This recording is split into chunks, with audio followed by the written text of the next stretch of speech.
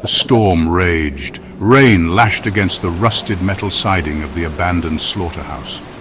The wind howled like a banshee, whistling through the broken windows and shattered glass, a symphony of decay echoing the horrors that once transpired within these walls. This place was a graveyard of secrets, its silence broken only by the storm's fury. Tonight, under the cloak of darkness and the cover of the storm, this forgotten place would become a stage for a new horror.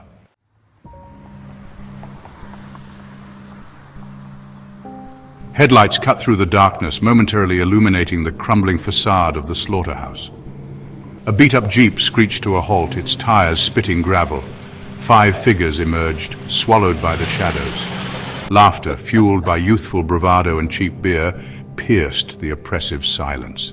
They were young, restless, seeking a thrill. The abandoned slaughterhouse, a local legend, promised just that. A place to test their courage, to prove their mettle, to conquer their fears. They ventured forward, stepping into the maw of the beast. Each footstep, crunching on broken glass and debris, seemed to amplify the silence that awaited them inside. The storm raged on, oblivious to their arrival, a symphony of chaos masking the horrors that lay within.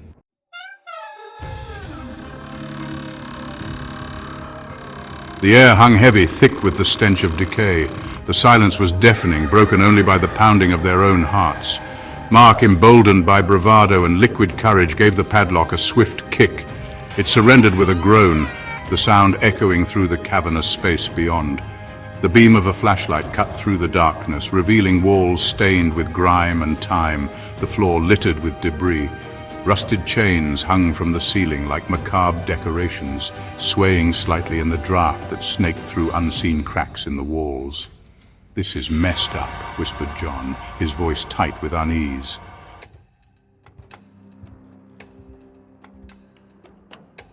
They pressed on, deeper into the belly of the beast. The air grew colder, the smell more pungent, a metallic tang now mixing with the overwhelming stench of decay. A long corridor stretched before them, the walls lined with hooks, their once sharp points now blunted with rust and something else, something that glistened wetly in the beam of their flashlights. The floor was slick beneath their feet. Sarah shuddered, trying not to imagine what could create such a surface. She pointed her flashlight towards the floor, catching a glimpse of a drain, clogged with hair and bone fragments. Her stomach churned. These markings spoke of something ancient, something evil.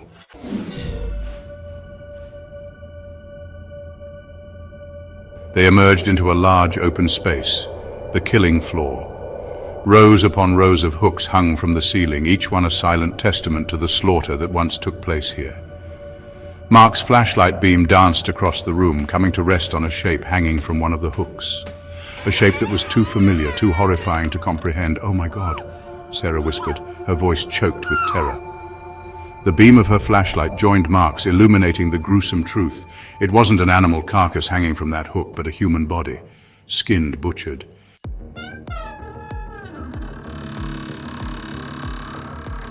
A low hum resonated through the building, sending shivers down their spines. The lights flickered, casting grotesque, dancing shadows on the walls. The air crackled with a sudden surge of energy. Fear, thick and suffocating, descended upon the group. Sarah's breath hitched in her throat, her eyes wide with terror.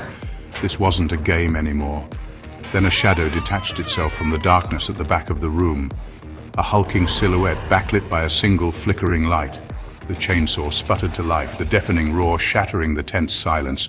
I needed more meat.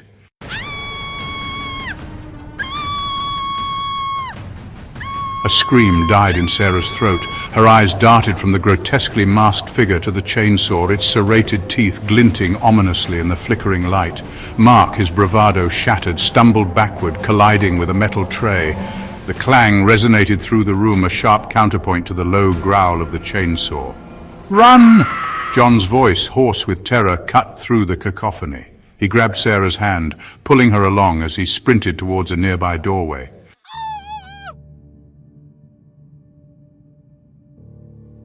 Emily screamed, her foot catching on a stray piece of metal. She went down hard, the air knocked from her lungs. The others, their own survival instincts kicking in, didn't stop. They couldn't. Not with that sound, that horrifying buzz of the chainsaw growing closer.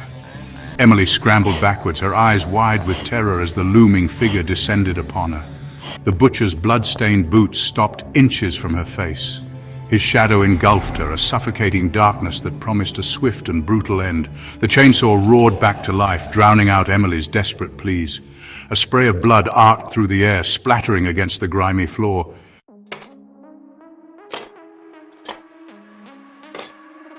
They burst into another room, this one filled with rows upon rows of animal carcasses hanging from hooks. The stench of rotting flesh was overpowering, but they had no time to dwell on it. They had to find an exit, a way out of this labyrinth of death. John rattled the handle of a metal door, his heart sinking as he realized it was bolted from the outside. There's got to be another way out. His voice echoed in the vast space, a desperate plea swallowed by the chilling symphony of buzzing metal and echoing screams. There! Sarah pointed to a ventilation shaft high up on the wall, its metal grate partially dislodged. John, his adrenaline surging, hoisted Sarah up, boosting her towards the opening.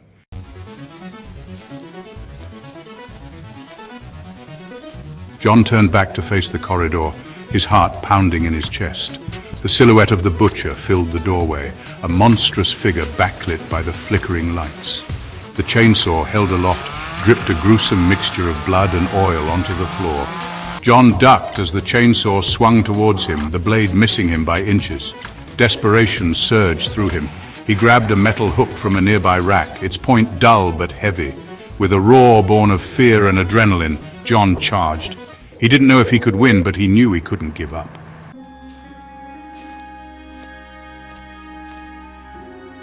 John lunged, the metal hook raised high. The butcher, caught off guard by John's sudden aggression, turned to face him, the chainsaw whirring menacingly. Time seemed to slow down. The hook met its mark, a sickening crunch echoing through the room as metal connected with bone. The butcher roared in pain, staggering backward, the chainsaw dropping from his grasp with a clatter. John didn't hesitate. He pressed his attack, adrenaline fueling his every move. Each blow was a prayer, a desperate attempt to buy himself time. Time for Sarah to escape. But the butcher was a formidable opponent, his rage fueled by years of twisted pleasure.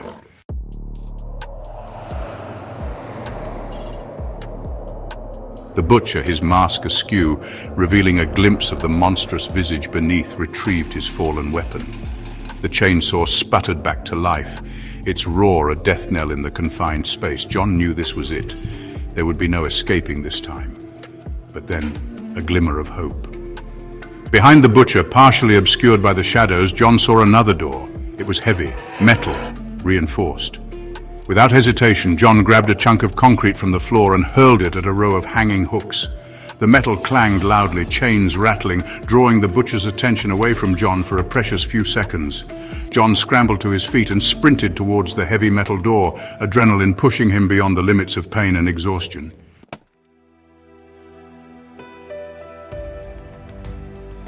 He slammed into the door with every ounce of strength he could muster. The metal groaned in protest, but it gave way. John tumbled through the opening, finding himself in a dimly lit corridor. He didn't waste time looking back. He could hear the butcher's enraged roar echoing behind him. The corridor twisted and turned, a labyrinth of pipes and wires, the air thick with the stench of blood and chemicals. John ran blindly, his lungs burning, his legs screaming for respite, but he couldn't stop, not while the sounds of the slaughterhouse, the echoes of the butcher's rage, followed close behind.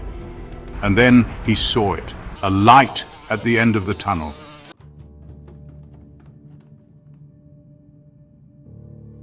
He burst through a doorway and into the cool night air.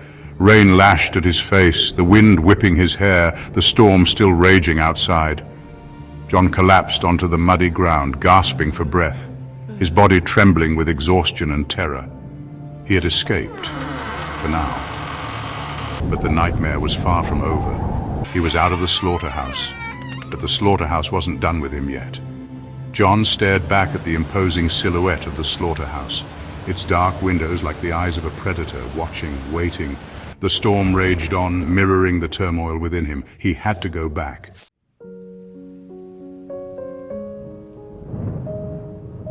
The wind howled like a banshee, tearing at John's clothes, the rain a cold, stinging assault against his skin. He didn't know where he was going, only that he had to get away from that place, from the horror that lurked within its walls. But even as he ran, the image of Sarah's terrified face, the memory of her screams echoing in his ears, spurred him on. He couldn't leave her. He wouldn't. His foot caught on a root, sending him sprawling into the mud. He lay there for a moment, catching his breath, the taste of blood and dirt filling his mouth.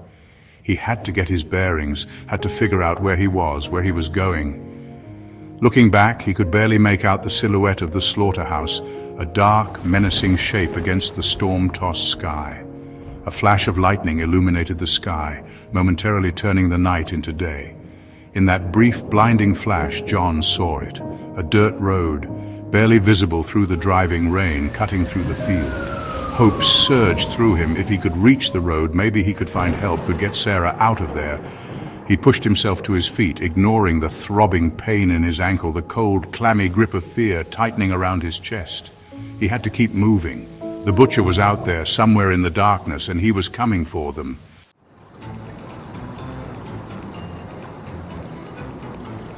The dirt road was a muddy ribbon winding through the desolate landscape, the storm turning it into a treacherous quagmire. John trudged on, his clothes heavy with rain, his body shivering with cold and exhaustion. And then through the driving rain, he saw her. A lone figure huddled beneath a gnarled tree, its skeletal branches offering little protection from the storm's fury. "Sarah!" John's voice was hoarse, barely audible above the wind. But the figure looked up, her eyes widening in recognition. It was Sarah. Her clothes were torn, her face streaked with tears and rain, but she was alive. Relief washed over John, so powerful it almost brought him to his knees. She rushed into his arms, her grip so tight it was almost painful. "John," she sobbed, her voice a frantic whisper against the roar of the storm. He's coming. I saw him. He's out there." Fear, raw and primal, resonated in her voice, sending chills down John's spine. He didn't need to ask who she meant. The butcher's image was burned into his mind, a grotesque specter that haunted his waking nightmares. And then he saw them. Headlights cutting through the darkness at the end of the road, 2 points of malevolent light slowly approaching. John's blood ran cold. They were trapped.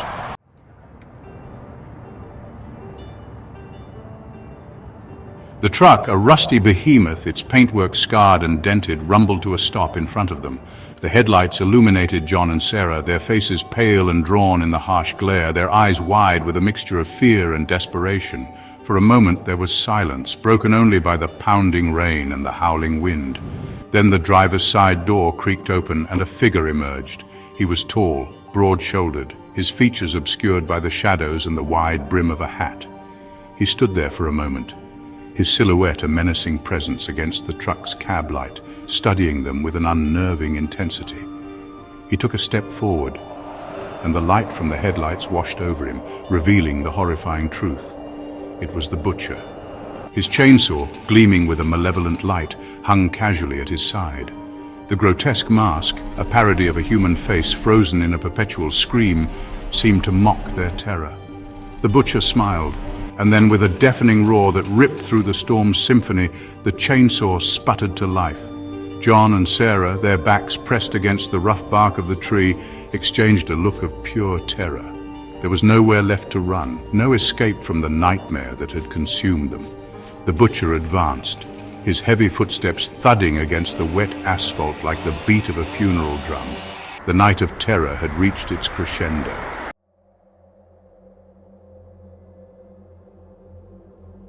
The storm had passed, leaving behind an eerie silence. Dawn broke, its pale light filtering through the heavy clouds, casting long, distorted shadows across the ravaged landscape. The dirt road, now a muddy track, was deserted. The gnarled tree, its branches still dripping with rain, stood as a silent sentinel, the only witness to the horrors of the night. A piece of fabric, ripped and mud-stained, fluttered slightly in the breeze, caught on a thorny branch. It was a scrap of Sarah's shirt, a grim reminder of the fate that had befallen her. The metallic scent of blood, faint but unmistakable, lingered in the air, a final, chilling testament to the butcher's handiwork.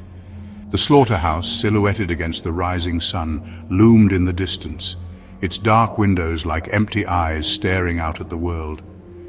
It was a place of nightmares, where screams were swallowed by the storm, where lives were extinguished with brutal efficiency. The butcher was gone, vanished into the shadows from whence he came, leaving behind a trail of blood and terror. The silence held, broken only by the whisper of the wind through the trees. But it was a deceptive silence, a pregnant pause before the next act of horror. For the butcher's work was never done, his hunger never sated, and somewhere in the shadows he was waiting, watching, planning his next masterpiece of carnage.